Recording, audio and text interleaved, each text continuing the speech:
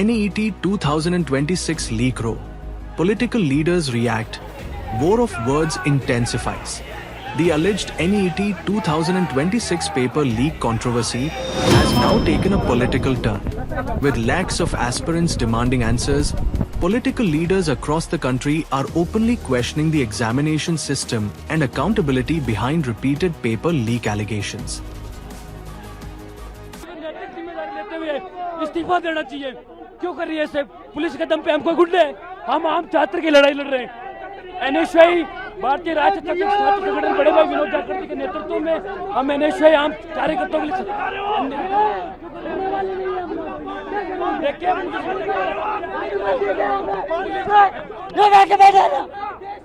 कौन सा तरीका है?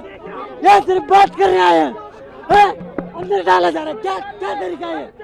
ये सांसद सिखाता है, बीजेपी सरकार कठपुतली बना लिया है।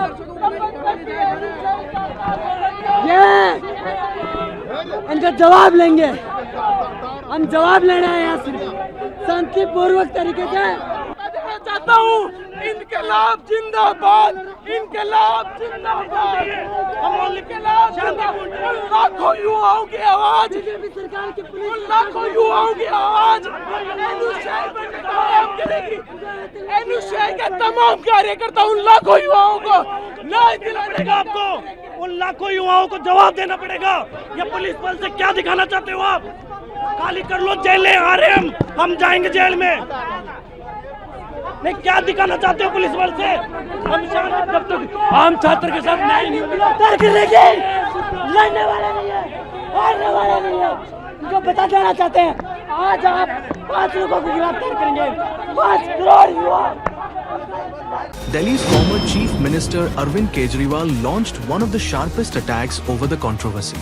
Referring to repeated examination leaks, Kejriwal questioned the accountability of those in power and, according to reports, said, "Can't our Gen Z send ministers to jail?" He further urged young people to take to the streets against those allegedly involved in examination paper leaks, calling for strict action and accountability. जो लोग कहते हैं कि system fail हो गया, system fail हो गया, system fail हो गया, मैं आपकी भावना को समझता हूं, लेकिन जब आप सिस्टम की बातें करते हैं तो अनजाने में आप उन नेताओं को बचा रहे हैं जो नेता इस पूरे घिनौने खेल में शामिल हैं। अगर एक के बाद एक दर साल नीट के पेपर लीक हो रहे हैं तो पैसा सबसे टॉप पे पहुंच रहा है, सबसे टॉप पे। ऐसे ही पेपर लीक नहीं हो जाते, नीट के जैसे पेपर ऐसे ही लीक नहीं हो जाते, पैसा सबसे टॉप पे पहुंच रहा है। तो जब आप सिस्टम की बात करते हैं तो आप उस टॉप को बचा रहे हैं, अनजाने में बचा रहे हैं। मैं जानता हूं आपकी मंशा नहीं है, लेकिन अनजाने में उस top. Meanwhile, Rahul Gandhi also criticized the handling of the issue, raising concerns over the future of lakhs of students and questioning repeated failures in conducting fair examinations. आप अकेले नहीं, सड़क से संसद तक हम आपके साथ खड़े हैं। एक साथ हम ये लड़ाई लड़ेंगे और ये लड़ाई जीतेंगे। In Tamil Nadu, M.K. Stalin renewed his criticism of NEET, reiterating long-standing concerns around the examination system amid the fresh controversy.